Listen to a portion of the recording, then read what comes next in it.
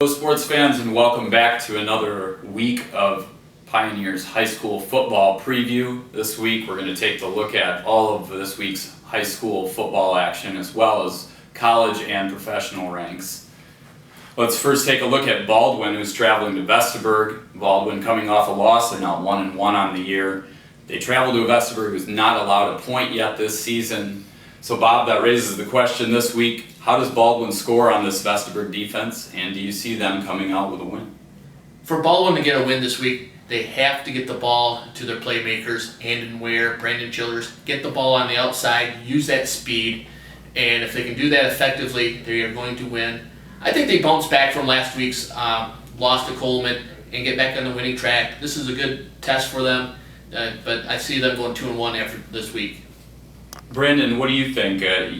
Baldwin is a team that has shown that it can score some points. Do you see them coming out with a win against Vestaburg after a tough loss last week?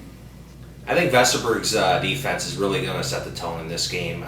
Giving up no points so far this season is a big plus for them, and obviously it's going to take a lot from Baldwin, Andon Ware, and some of their other players to come out with a good showing. But I think Vestaburg's going to keep rolling on their defense, and it's going to be a tough game for Baldwin. I have Vestaburg by 14. Yeah, I think Baldwin, playing against a defensive-minded team, that usually means you might struggle a little bit. Baldwin has a pretty small margin for error right now. I think they have to score a lot of points to beat teams right now. I see them putting up some points against Vestaburg, but I've got Vestaburg winning by a couple touchdowns as well. Looking at our next game, Big Rapids hosting Central Montcalm. This is a game between a couple of teams that are kind of on the edge of that playoff spot, you would think, looking at the preseason projections. Both teams 1-1 heading into this contest. Bob, how critical is this game for Big Rapids in terms of not only setting the tone for the CSAA, but getting in line with those 6 wins and getting a playoff spot? This game is very important in terms of the CSAA. Reed City hasn't lost, Nuevo hasn't lost, so another setback, they can pretty much count out not winning the CSAA. In terms of the playoffs, you still got to get to 6 wins. There's still plenty of time, so it's not a must-win game. But if they're looking at the CSAA, which every game in this league counts, or every game in the regular season counts as a CSAA game, this is almost a must-win. It's going to be a dogfight. It's going to be between Central Montcalm's veer offense that's going to take time off the clock against Big Rapids' big play abilities. I think the Cardinals pull this one out, and I think they go to 2-1. Brandon, Big Rapids has obviously shown some improvement from last season. This is a team that definitely looks motivated to put that behind them. With that said, they did get beat pretty handily by Central Montcalm last year. What do they have to do to turn around their fortunes this year and come out with a W, and do you see them doing it? I think the major thing that Big Rapids has to do is stop the veer. You're talking about a Central Montcalm team that averages 43 points a game.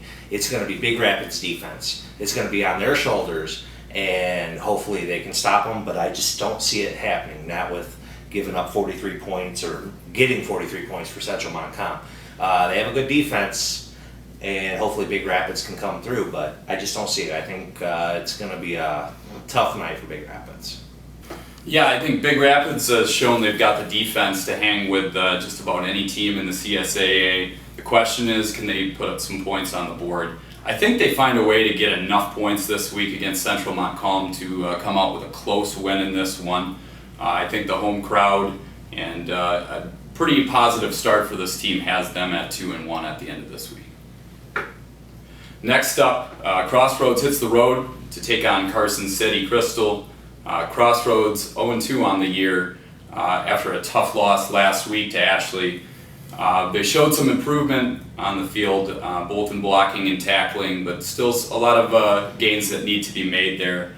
Bob, looking at this matchup, do you see Crossroads taking another step in that right direction?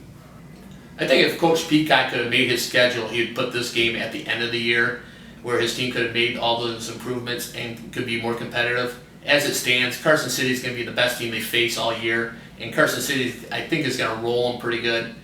The big thing for Crossroads is they can't get discouraged. They got to keep go on that path of improvement. And if they do that, they'll be better at the end of the year, which is kind of the goal. And once again, I think Carson City wins this pretty easily. Brandon, putting score aside and everything like that, what are the things that Crossroads needs to show improvement on a weekly basis, and who do you have winning this one this week?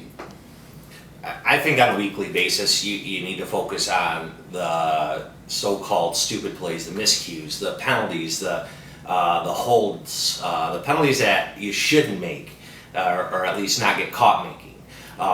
As for improvements from now until the end of the season, the team needs to score on the offense. They need to get their offense rolling. They need to have a steady offense that they can take out and compete. I see them scoring this year at least. As for this week, it's going to be tough against a team that averages 41 points a game and probably is the best competition they'll face this season. Carson City probably really handedly, easily. Yeah, I've got Carson City winning big also this week. Like you guys said, it's going to come down to just an overpowering, the toughest team that they're going to face this year. Crossroads, if they can continue to improve in their blocking and tackling, they almost need to ignore the scoreboard right now and just focus on some of those fundamentals. I have Carson City winning big this week also. Next up, Everett travels to Beale City with an undefeated record on the line. The Wildcats are 2-0 to start the season. They're going to face their toughest test yet against the Aggies. Beale City is a team that has owned this Everett team over the decade. Of course, who haven't they owned in the Highland Conference? But this Beale City team is human. Does Everett have a shot this week to end that streak, Bob? Do they have a shot? Yes. Will they win? No. The one thing that Pat Craven has to get into his kids' heads is that what he calls the Beale City mystique. Beale City has that reputation. When they walk on the field, they are going to win. And that goes a long ways, especially in high school football. And I just don't think Everett's going to be able to overcome that. I think Beale City wins this pretty easily. But it's going to be a good measuring stick for Everett to see where they stack up compared to the other best teams in the Highland Conference. Brandon, Bob mentions that Beale City mystique. What does Everett have to focus on to get over that and just focus on their own game plan this week? And do you see them having a shot at pulling an upset? Overcoming the mystique of the big old star and Aggies on the front of your jersey is comparable to anyone going to Duke in college basketball. It's a hard mental block to actually have to push that out of your mind and to get focused for the game. They got to focus on their successes. That's what Everett has to do. They're 2-0. They are on a good streak right now. They legitimately are a playoff team, and what it takes for them this week is to play with them, to come, compete, and stay with the Aggies. I see the Aggies squeaking out a win, but I think Everett is right there close to them, along with McBain in the Highland. Yeah, I agree. I think the Highland is a lot more wide open, and it has been the past couple years than in past history where Beale City would essentially own the rest of the league. With that said, you're traveling to Beale City. You haven't beaten them in a long time. I think Everett has what it takes to compete with Beale City. For 4 quarters, I'm not sure. I think Beale City eventually wears them down and wins by a couple touchdowns. Hesperia at Morley Stanwood is our next game that we're looking at. The Mohawks have started the season 0-2 against a couple pretty good teams in Lakeview and, of course, Reed City last week. A very competitive 28-14 loss. This looks like it could be the Mohawks' shot to get things back on track. Bob, after watching them last week, do you get the sense that Morley Stanwood is ready to have that breakthrough this week? Absolutely. The one thing I was impressed with them against Reed City last week was their desire. They wanted to play hard. They wanted to do well, and that's going to go a long ways. They gave Reed City their best shot. Unfortunately for them, Reed City is just a little better, and that showed on the scoreboard. This week, Hesperia and Morley are very comparable. It's going to be a hard-fought game. I see Morley Stanwood squeaking out the win and getting their first win of the season. Brandon, looking at those first couple games of the season, you can see that marginal improvement from week to week. With such a young team, what does Morley Stanwood have to do better this week against Hesperia to get over the top and get that first win of the year? And do you see them doing it? I think with any young team, you've got to get over the miscues, the mistakes, the penalties. Their first week was not the greatest in their program history, but they've improved. They showed it last week against Reed City, and this week I think they probably have a pretty comparable team that they can pretty much size up against themselves and measure themselves against where they are in the league and where they want to be. As for this week, I think Morley Stanwood has a good chance at pulling it out if they can stick to the basics, forget the miscues, and just play hard. Yeah, it's a very comparable matchup as Bob mentioned earlier. Hesperia very much on the same plane in terms of talent and experience as Morley Stanwood. I think Morley Stanwood actually wins by a couple touchdowns this week. This is a team that has shown glimpses, and I think the way that they've been coached up the first couple weeks, expect them to get over the hump. Looking at our next game on the schedule, Pine River is traveling to Manistee this week. Pine River coming off a big win last week, looking to build off of that. They're going to play against a pretty high-scoring offense against Manistee. Bob, looking at this matchup, out-of-conference matchup, do you see Pine River hanging with Manistee, and what is it going to take for that to happen? I see Pine River hanging with Manistee, but what the Bucks' problem is going to be this year, and this game in particular, is going to be depth. They just don't have enough numbers. Manistee's going to run a bunch of guys out there, and I think Manistee wins this game, wearing them down, and it'll end up like a 2-3 touchdown game, but the game will actually be closer than the score indicates. Brandon, do you feel like Pine River can build off of last week's success and bring that into this week? And do you see any way of them slowing down the Manistee offense that has clearly shown that it can put points on the board? I think, once again, like Bob said, it comes down to depth. Manistee's going to run, and they're going to run right over Pine River unless Pine River is ready, unless they can combat that with a strong defense. And I just don't see it happening this week. I think Manistee's going to run up the score, and rightfully so if they can. They're going to run the ball, and hopefully the Bucks will be there to stop them. Yeah, I feel like Pine River is kind of fighting an unfair fight. As Bob mentioned, some of the depth issues that they have there. This is a team that will keep things competitive with Manistee in the first half. I just don't think they're going to have enough gas to go 4 quarters with them. Manistee wins by about 2 touchdowns in this one. Our next matchup, Reed City, still undefeated at 2-0. They travel to Holton this week. Everybody's still kind of anticipating that week where Reed City breaks out, has a big offensive performance. That has not happened yet. Bob, can you tell us why that hasn't happened yet, and do you expect them to have that breakthrough this week against Holton?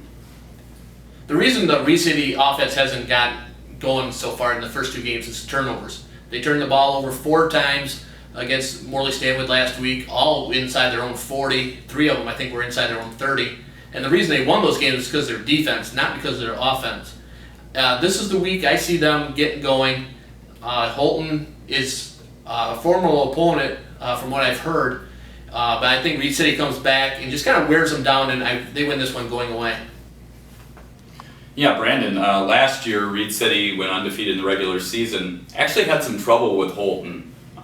Do you see them having similar results this year, or do you feel like this is the week that Reed City can put it all together and move to 3-0? I think Coach Price has instilled quality in his players right now that they know that they can be the best team in the league. They can overrun anybody, they can play defense with anybody, they can stop anybody. But it's totally up to them. If they have turnovers, costly turnovers, it's going to hurt. This week I see Reed City pulling it out 3 scores, by at least 3 scores. Yeah, Reed City, like these guys have mentioned, probably the most complete team in the CSAA. We're just kind of waiting to see them put it all together. I think they do against Holton this week, and I see them winning big in that one. Looking at our final matchup on the high school slate this week, Chippewa Hills coming off a tough loss last week against Newaygo. They get White Cloud at home this week. Sounds like a cure-all for the Warriors based on past results. Bob, what do you see Chippewa Hills having to do to get back on track this week against White Cloud? Doing the things that they do and do them better than they did, last week, and that's running the football and distributing the ball through the air to their playmakers, and just getting back to what they do best, and that's playing defense. White Cloud will offer no resistance. This is going to be a running clock game. Coach Joes won't put 50 on them. At least he won't try to. But this is going to be a game where Chippewa Hills kind of rights the ship and goes to 2-1. Brandon, looking at this matchup, it's apparent that there's more talent on Chippewa Hills' side of the ball. What is Chippewa Hills focusing on this week going into this matchup and looking to improve upon going forward? I think they're looking at studying their defense and building that back up. Obviously, it was a disappointing loss to Nuevo, but right now they focus on their defense, and that's been their strong point. They've had the offensive weapons. It's just hard to say so far with 2 games down what type of team this really is. We expected them to be better, and right now we're not seeing it. So hopefully we can see a little bit more improvement here over White Cloud, and then next week we can really see what type of team Chippewa Hills is. I think the big thing for Chippewa Hills this week and definitely against a team like White Cloud is going to be establishing the run. That's something they have had trouble with both weeks of the season so far. They've definitely been dynamic through the air. I know Larry's going to try to pound it though this week on the ground and try to establish that ground game early. I have Chippewa Hills winning big in this one, and I expect him to be doing that with running the football. Now moving on to the college ranks, we take a look at Ferris State on the road again this week, this time against Lake Erie. Tony Anise, first-year head coach for Ferris State, picks up a big win against St. Francis last week on the road. He's on the road against the Lake Erie team, very similar to Ferris State in terms of its makeup on offense. Both teams feature a running quarterback. They want to pound the football. Bob, looking at this matchup, do you see Ferris State moving to 2-0, and what are they going to have to do that? I see Ferris State moving to 2-0, and they're going to do it, like you said, by pounding the football. That is the best way to win a football game, is just run it down the opponent's throat. I think Ferris State does this. I think they win this one quite easily. I'm looking at like a 31-10 kind of game. Brandon, Lake Erie has, as we've seen early in the season and last season, they've been able to put up points against some of the best teams in the GLIAC, surprisingly. Do you see them having their way offensively against a Ferris State team that has shown glimpses of struggling in the past defensively? And what do you predict for this week's game? With a very similar team like Lake Erie, it's going to be like looking in the mirror for Ferris. Lake Erie runs the ball just like them. Ferris racked up 364 yards last week, and that's what they're going to need to do to continue. As for their defense is going to have to make a couple stands. Lake Erie is going to put some points on the board, but I think Ferris is going to actually come out better and score a lot more points. I think it's going to be probably 30-point margin. Yeah, looking at Ferris State, I just in the early stages of everybody kind of getting acclimated to new offense and a new defense, I don't see them winning handily against anybody, at least early on here, until things get established. But I do see this as a Ferris State team that's going to scratch and claw its way in getting that second win this week. And I see them doing it on the ground. This is a team that Ferris State was able to move the ball on easily last year, and I see them having similar success this week. I've got Ferris State by a couple touchdowns. Looking at our next college game on the schedule, we have Michigan hosting Air Force. Michigan coming off an embarrassing loss in the first week of the season to Alabama. Kind of hard to tell, Bob, after the first week of the season how good exactly or bad Michigan is, looking at their play against a team like Alabama, who's just been, a juggernaut in college football. Do we get a better sense of how good this Michigan team is this week, and who do you have winning this one? I don't think we're going to get a true sense of Michigan's ability this week. Air Force runs the triple option. That is not an offense that you see all the time, so it's hard to defend. Air Force is going to pick up yards, and people are going to say, well, Michigan's defense isn't very good. But that's going back to because Air Force runs an offense that you just don't see all the time. I think Michigan's going to do okay. They're going to win this game, and I think this is the kind of the game that might define their season, how they bounce back. I see them winning, comfortably, but it might be a struggle in the first half as they try to rebound from the loss to Alabama. And Brandon, looking at that matchup, as Bob said, a different type of offense that you're facing. Michigan had trouble defending the run against Alabama, but this is obviously not Alabama. What does Michigan have to do better this week and really focus on to get on the lead on a winning note? This week could absolutely be a nightmare for Michigan, unless just their defense decides to step up and stop the run. With the triple option, just like all the other service academies, you always have the threat with them going deep on one pass play here and there. But it's going to be the front guys, the guys right on the line, that's going to have to push back the offensive line of Air Force and make a stand. I see Michigan coming back, bouncing back pretty handedly against Air Force. Yeah, I agree. I think Michigan really shows a lot of pride defensively after last week's poor performance against Alabama.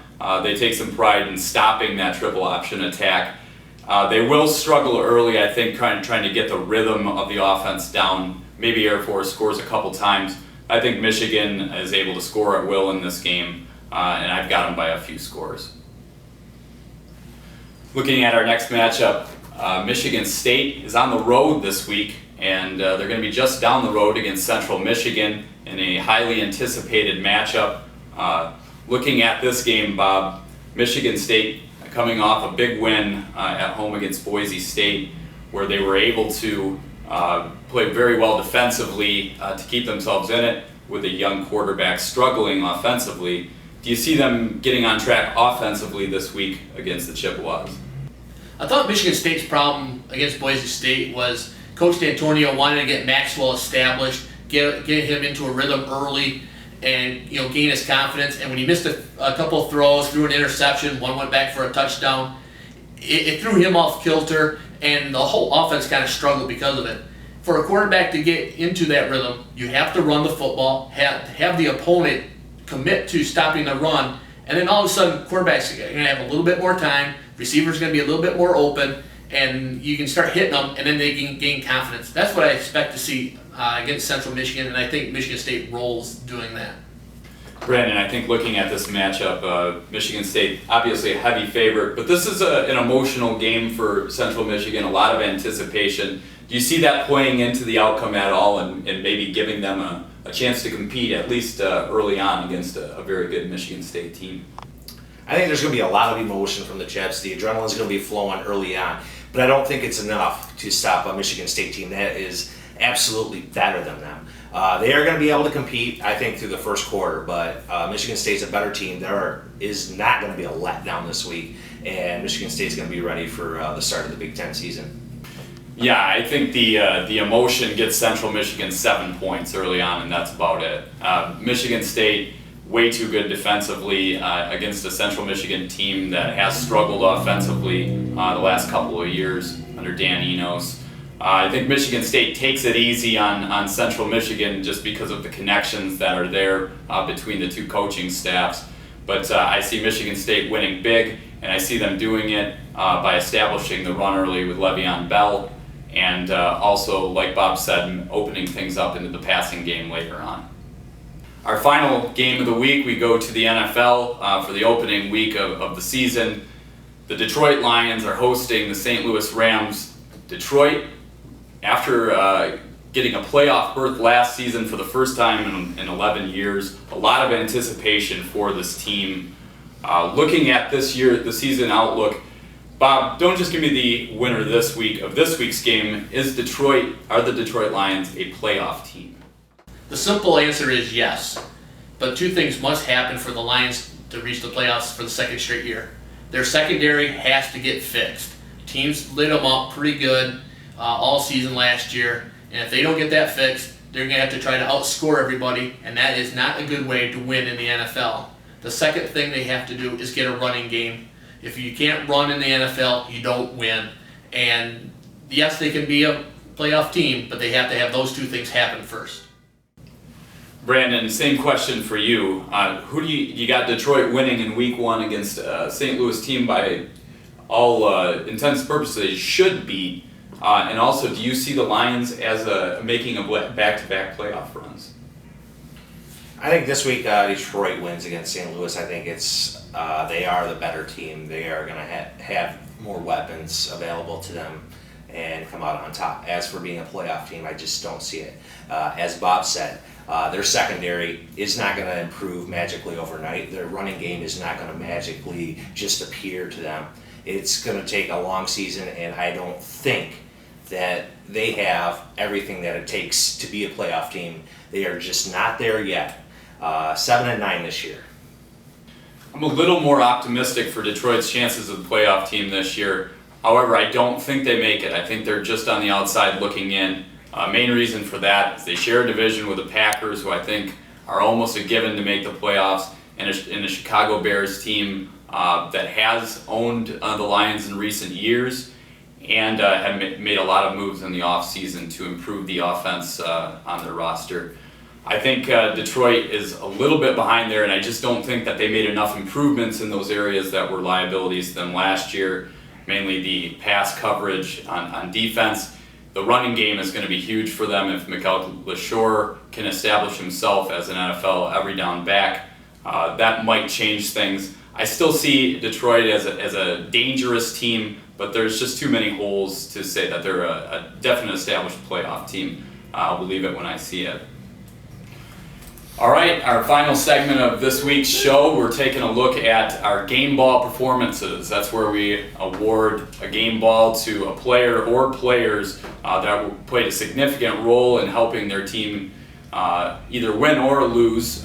But taking a look at this week's game balls, Bob, who is your pick for this week? My game ball goes to the Reed City defense. Last week against Morley Stanwood, the offense turned the ball over 4 times, but the defense did not allow a touchdown or any points for that matter, and that was key for them getting the win, and it's been a key why they're 2-0 so far this season. Brandon, I know some big performances this week. Who do you have as your game ball recipient? This week's game ball for me, I'm pointing all the way to Osceola County, way up there in Leroy, up at Pine River. Brandon Folks had 14 carries for 141 yards. He also had an INT there on defense. He's going to have a nice game this week too if they can get the running game started against Manistee. But Brandon Folks, game ball this week. Thanks. My game ball goes to Nick Baldwin of Big Rapids, helping the Cardinals get their first win of the season. Baldwin 155 yards rushing and a touchdown. He also returned a punt for the touchdown. He's definitely the guy that kind of brings that Big Rapids offense to life. He's going to play a big role again this week against Central Montcalm. Well, that's going to do it for another week of the Pioneers Weekly Football Preview. As always, make sure to check out BigRapidsNews.com for all of scores and highlights from Friday's games, and check out the weekend edition of the Pioneer.